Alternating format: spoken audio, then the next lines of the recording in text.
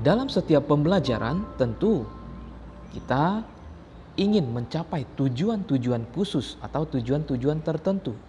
Karena dari setiap pembelajaran, tujuan ini merupakan sebagai tanda bahwa kita telah mencapai titik tertentu yang akan kita tuju dari pembelajaran itu sendiri.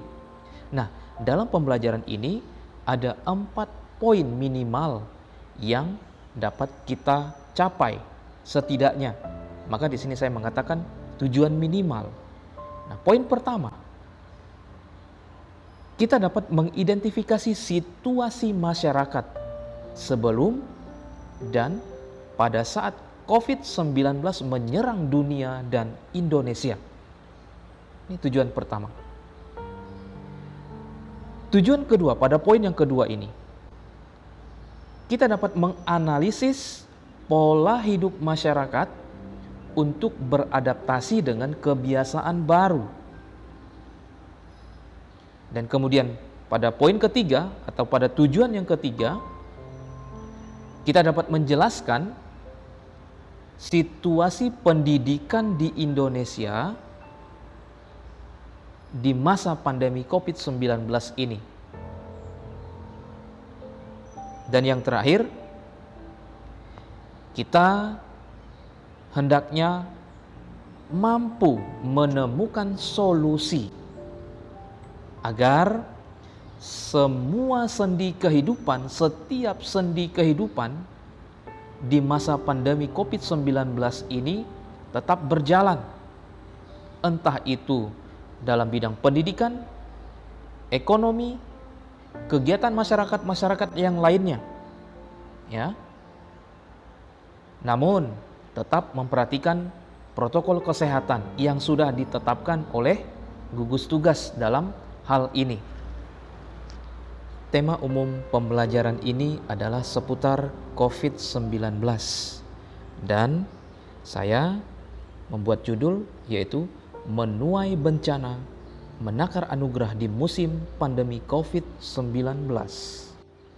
Mengapa di sini saya sebut sebagai menuai bencana dan menakar anugerah? Nah, mari kita ikuti pembelajaran ini agar bisa memahami apa saja yang dimaksud dari judul ini. Gambar yang saya tampilkan di awal ini mau menunjukkan situasi sebelum adanya serangan COVID-19. Kegiatan di sekolah berlangsung seperti biasa. Entah itu kegiatan di dalam kelas, kegiatan di luar kelas, atau kegiatan ekstrakurikuler, ataupun kegiatan-kegiatan lain yang tentu berkaitan dengan pembinaan kepribadian siswa. Guru dan siswa akan saling bersalaman, bahkan dengan setianya Bapak Ibu guru menyambut kedatangan siswa di sekolah dengan penuh kasih. Hal senada juga terjadi pada masyarakat. Orang-orang berdatangan ke pasar untuk membeli keperluan sehari-hari. Tanpa mengenal jarak, mereka berdesak-desakan di pasar. Begitupun yang terjadi pada saat melangsungkan pesta pernikahan misalnya. Orang-orang akan berkumpul untuk memenuhi undangan sang pemilik pesta agar turut merasakan kebahagiaan yang sedang mereka rasakan.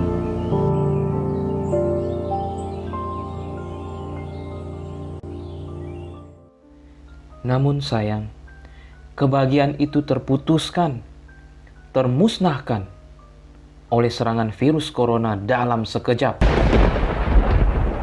Perayaan Tahun Baru 2020 bagi dunia dan bagi Indonesia bisa saja sebagai perayaan tahun terakhir kita di dunia ini. Karena Sekarang kita hampir tiba lagi di tahun penghujung. Namun, pandemi COVID-19 terus merajalela. Kita tidak tahu apa yang akan terjadi di hari esok.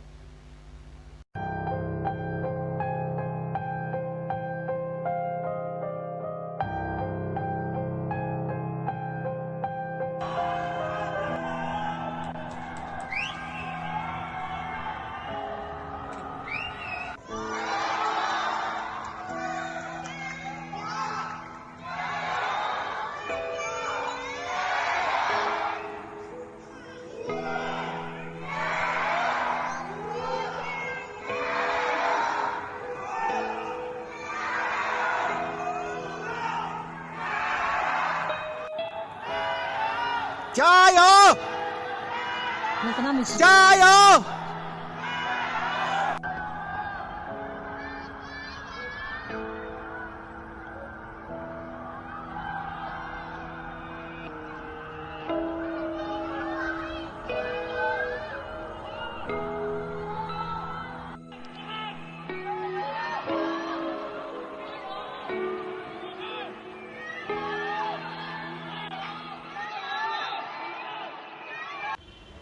Video Wuhan Chiayo merupakan ungkapan warga Wuhan yang terpenjara di tempat sendiri.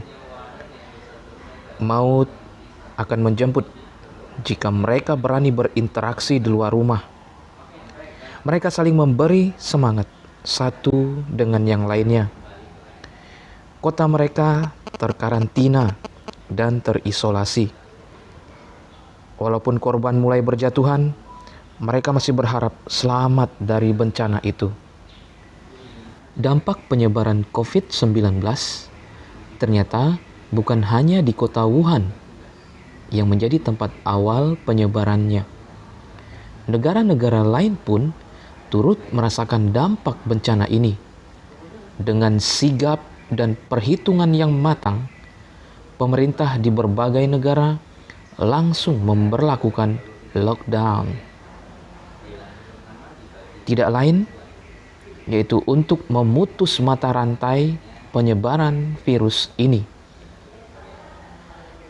Contoh negara-negara yang memberlakukan lockdown diantaranya adalah Italia, Inggris, Malaysia, India, dan masih banyak negara-negara lain.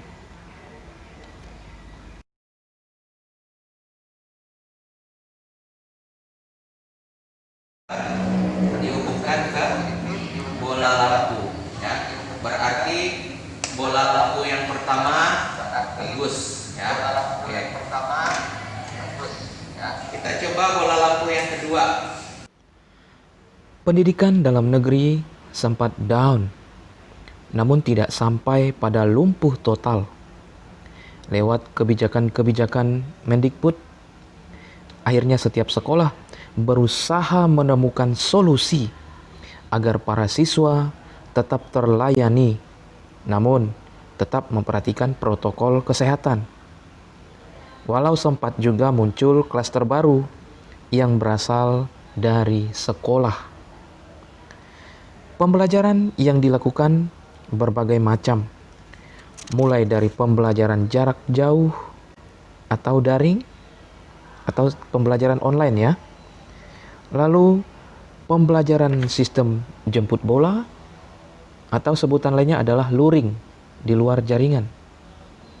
Atau ada model-model lain yang diterapkan oleh sekolah-sekolah, disesuaikan dengan kebijakan mereka masing-masing, dengan disertai berbagai macam kesulitan dan permasalahan.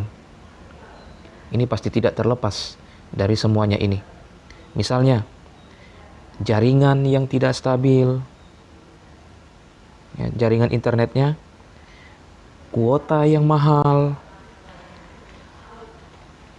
tidak memiliki perangkat yang memungkinkan untuk mengadakan pembelajaran online, dan masih banyak gangguan-gangguan, kesulitan-kesulitan yang lainnya. Namun, dari pihak Kementerian Pendidikan, belakangan ini sepertinya sudah menemukan pola solusi pendidikan di masa pandemi. Kita sebut saja contohnya, ada subsidi kuota untuk guru dan untuk siswa, atau untuk dosen dan untuk mahasiswa. Nah, kita tunggu progresnya. Nah, jika hampir setiap orang telah berusaha terhindar dari bahaya virus ini, bagaimana dengan mereka ini? Kafe-kafe, pasar, dan tempat-tempat hiburan lainnya menjadi sarana yang sangat empuk untuk penyebaran virus ini dan tempat untuk berkumpul tentunya. Bahkan apalagi untuk orang-orang tertentu, menaati protokol kesehatan seperti cuci tangan dan pakai masker, ini akan sulit sekali dilakukan. Memang, beberapa hal kegiatan akan sulit sekali untuk tidak dilakukan karena berkaitan dengan situasi ekonomi dan sosial masyarakat.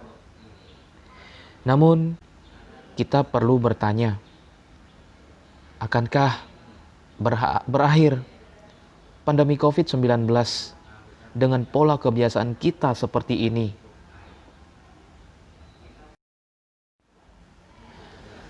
Telah banyak usaha-usaha yang berkembang di masa pandemi ini, dan sebagian besar usaha-usaha itu merupakan bisnis online. Entah itu berhubungan dengan makanan, minuman, keperluan sehari-hari, hingga penyediaan jasa. Media online yang dapat digunakan pun beragam, mulai dari Facebook, Instagram, YouTube, WhatsApp, blog, atau masih ada media-media lain. Untuk menawarkan barang dan jasa ini. Mari bangkit dan mari kita menakar anugerah dengan talenta kita masing-masing. Walau bencana pandemi ini tak kunjung hilang, namun kita yakin dengan usaha dan tekad yang kuat, tentu dengan diperkuat dengan doa, kita yakin dan percaya bahwa Allah selalu menyertai kita. Terakhir, saya akan membagikan tips-tips bagaimana cara mencegah virus corona. Yang pertama, menjaga kesehatan dan kebugaran agar stamina tubuh tetap prima dan sistem imunitas atau kekebalan tubuh terus meningkat. Yang kedua, mencuci tangan dengan benar dan secara teratur, menggunakan air yang mengalir dan sabun tentunya, atau cuci tangan yang berbasis alkohol. Kemudian yang ketiga, ketika batuk dan bersin, tutup hidung dan mulut Anda dengan tisu atau dengan lengan bagian atas. Jangan menggunakan telapak tangan. Yang keempat, hindari kontak dengan orang lain atau bepergian di tempat umum. Dalam hal ini adalah kontak secara langsung ya. Yang kelima, hindari menyentuh mata, hidung, dan mulut, atau sebutannya adalah segitiga wajah. Apalagi pada saat kita selesai dari bepergian di tempat umum. Yang keenam, gunakan masker dengan benar hingga menutupi mulut dan hidung ketika Anda sakit atau saat berada di tempat umum. Yang ketujuh, buang tisu dan masker yang sudah digunakan di tempat sampah dengan benar, lalu cuci tangan Anda. Yang kedelapan, menunda perjalanan ke daerah atau negara di mana virus ini ditemukan, atau di mana tempat yang banyak sekali penyebarannya. Kesembilan, Hindari bepergian keluar rumah saat Anda merasa kurang sehat, terutama jika Anda merasa demam, batuk, atau sulit bernapas. Yang terakhir, selalu pantau perkembangan penyakit virus COVID-19 ini dari sumber resmi dan akurat. Dengan terus menjaga diri dan menjaga keluarga, semoga kita selalu terhindarkan dari virus ini dan bahaya-bahaya lainnya, dan semoga Tuhan selalu menjaga kita, menyertai kita.